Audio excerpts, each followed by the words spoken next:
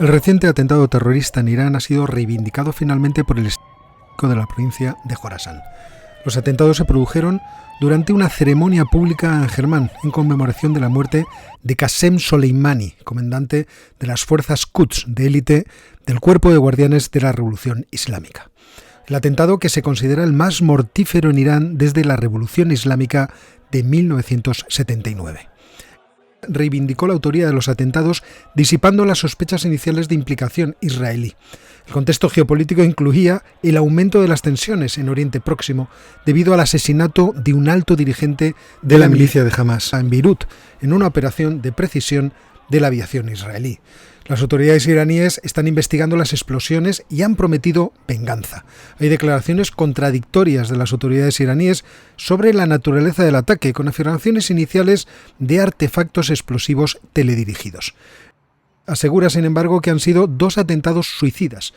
Claro que la versión del gobierno iraní siempre está influida por consideraciones políticas.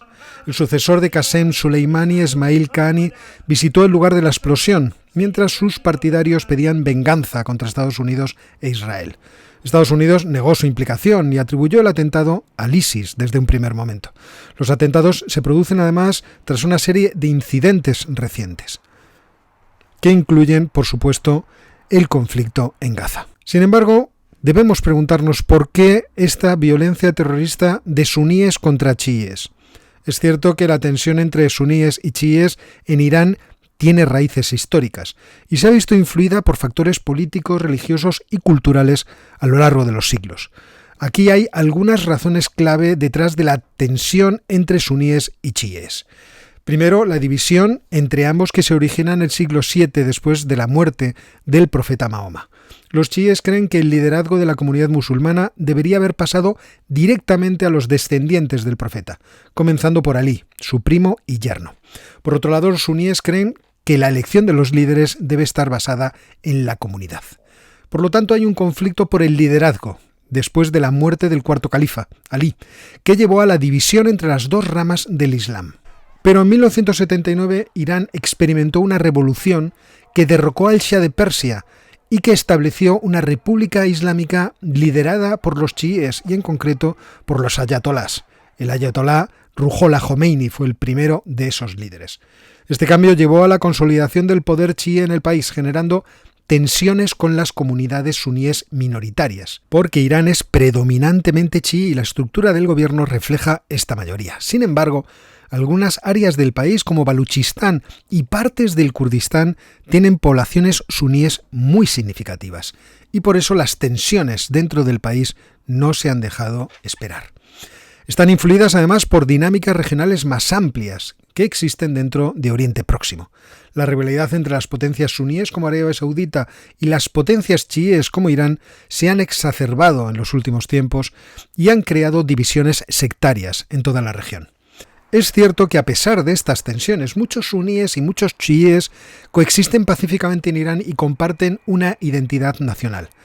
Pero la situación varía según las regiones y puede ser compleja, ya que ahí también aparecen involucrados factores políticos y nacionalistas. Hay varios grupos y comunidades suníes en Irán que han expresado la oposición al gobierno central, liderado, como digo, por los chiíes, y que se amparan principalmente en razones étnicas, no solamente religiosas.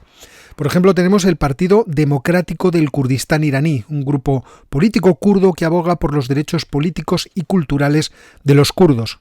No solamente en Irán, porque les gustaría ver la nación de los kurdos unida, teniendo en cuenta que se haya dispersa en 5 naciones. Han estado activos desde la década de 1940 y han vivido diversos conflictos con el gobierno iraní. Además, el propio Partido Democrático del Kurdistán ha experimentado altibajos en su actividad y ha mantenido una presencia constante en la política kurdo-iraní.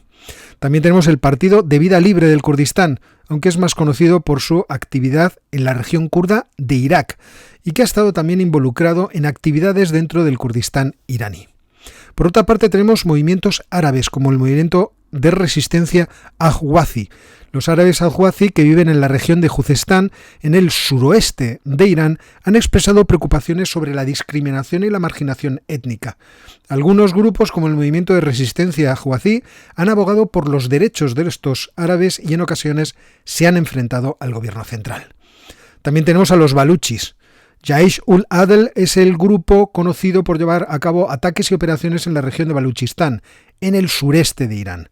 Este movimiento se ha manifestado contra lo que perciben como discriminación y marginación del pueblo baluchi, que además se extiende también por otras geografías, como la afgana y la pakistaní. Es importante destacar, por lo tanto, la compleja situación de los suníes dentro de Irán, que aunque no estén todos enfrentados, sí encuentran motivos para el roce étnico. El Estado Islámico ha encontrado dentro de los conflictos interregionales una posibilidad de crecimiento y por eso actúa dentro de las regiones fronterizas. El ISIS utiliza vídeos de propaganda, ejecuciones de miembros de milicias chiíes y amenazas contra los líderes iraníes para promover su propia agenda. Sus objetivos no solo son las milicias chiíes, sino también los símbolos del liderazgo chií, como Jomeini y Ali Jamenei, el líder espiritual de la revolución islámica. Además, Irán ha participado en muchos conflictos, por ejemplo en Irak y en Siria, lo que ha dado lugar también a la aparición de movimientos sectarios contrarios a sus propios intereses geopolíticos.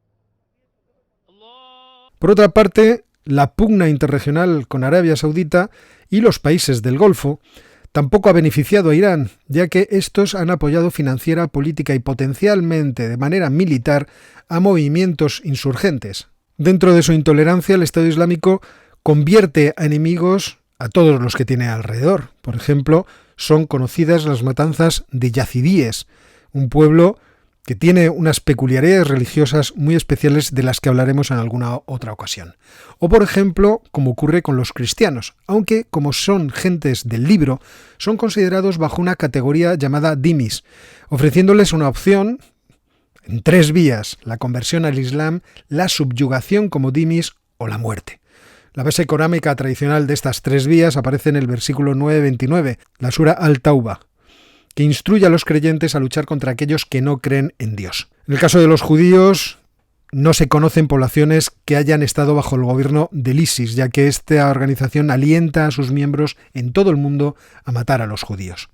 Sin embargo, ha habido episodios o casos, como en Nínive, en Irak, donde los cristianos han caído bajo la autoridad del Estado Islámico con la imposición del pacto dhimmi, que establece una serie de regulaciones que garantizan la seguridad de los cristianos, pero que impone un estatus de segunda clase, con medidas restrictivas y un impuesto, la jizya, basado en la riqueza que tienen que pagar por cabeza. Es decir, el Estado Islámico distingue entre los incrédulos originales, como puede pasar con el caso de los cristianos o los judíos, y los distingue de los apóstatas, introduciendo en este grupo en particular a los chiíes como un grupo externo peor, o que merece un juicio más negativo. La apostasía se considera peor que la incredulidad original porque implica un alejamiento del grupo de la verdad. Y en esto el ISIS se basa en precedentes históricos, en concreto en las guerras civiles entre musulmanes que siguieron a la muerte del profeta Mahoma, es decir, las guerras de la apostasía, en las cuales había que priorizar la lucha contra los apóstatas por encima de aquellos que no eran creyentes de forma original. Algunos miembros del ISIS pueden haber visto inicialmente a los chiíes como incrédulos originales, pero esto no parece que ser el caso en los últimos tiempos. Lo cierto es que aquellos chiíes que están bajo el control del Estado Islámico se enfrentan a muy pocas opciones. O se convierten al Islam suní o la muerte es la alternativa que se les presenta, como ocurre con el caso de los yazidíes. Por lo tanto, existe una política claramente genocida por parte del ISIS contra los chiíes, ya que los chiíes no son tolerados por ser apóstatas y su única forma efectiva de salvar la vida sería la conversión. Los miembros del Estado Islámico han destacado algunos casos individuales de conversiones de chiíes a la lealtad del ISIS y por lo tanto al sunismo. Es el caso, por ejemplo, de un personaje que saltó a los medios de comunicación en Australia en los años 2014 y 2015. Se trata de Manharon Monis, un autoproclamado clérigo musulmán de origen iraní que apareció en Australia tratando de convencer a los chiíes de la conversión que él había realizado. Sin embargo, el hombre no parecía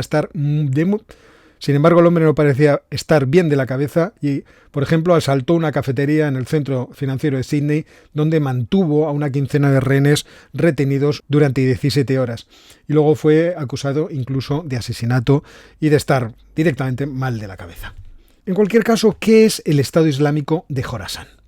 Esta organización nació en el año 2015 cuando el pakistaní Hafid Saeed Khan, un excomandante talibán del grupo Tehrik-e-Pakistán, que habéis oído hablar de este grupo mucho en Geopolinómicos, prometió lealtad a al-Baghdadi. ¿Os acordáis? Aquel líder del Estado Islámico que fue asesinado en una operación de los Estados Unidos, que tuvo de muy interesante la rueda de prensa posterior que realizó Donald Trump. Last night was a great night for the United States and for the world. A brutal killer, one who has caused so much hardship and death, has violently been eliminated. He will never again harm another innocent man, woman, or child. He died like a dog. He died like a coward. The world is now a much safer place. God bless America. Thank you. Muchos militantes pakistaníes de este grupo que habían huido a Afganistán acabaron siendo reclutados por el Estado Islámico de la región de Jorasán, una región que históricamente abarcaría partes de Irán, Asia Central, Afganistán y Pakistán. En principio, este grupo de pakistaníes que se habían unido a esta organización acabaron radicándose en la provincia de Nangarhar, en Afganistán, cerca de la frontera con Pakistán. Desde allí establecieron sus redes de reclutamiento, principalmente en Afganistán, pero también en Pakistán. Posteriormente han intentado extenderse a lo largo de Irán, buscando las simpatías de aquellos grupos suníes que se sienten oprimidos por el gobierno de los ayatolás de Irán. Es cierto que su capacidad de lucha se había reducido mucho a partir de 2016, pero en los últimos tiempos está regresando. De hecho, se produjo un atentado recientemente, en el año 2023, y estas serían las razones del enfrentamiento y de la hostilidad permanente que existe entre los grupos suníes y el gobierno chií de Irán. Una tensión que seguramente no desaparecerá en el futuro y que, con atentados como el que hemos vivido hace unos días, puede alimentar incluso que otros grupos, como por ejemplo los grupos baluchíes, se animen también a realizar atentados cada vez más graves. Recordemos que, por ejemplo, los baluchíes protagonizaron un atentado muy reciente, en julio del año 2023, en un ataque a una comisaría de policía en Zahedán, donde murieron 2 agentes. Y hasta aquí el vídeo de hoy, que espero que os haya resultado interesante. Os invito a lo de siempre, a que os suscribáis, activéis las notificaciones, le deis al botón de like y consideréis haceros miembros de este canal.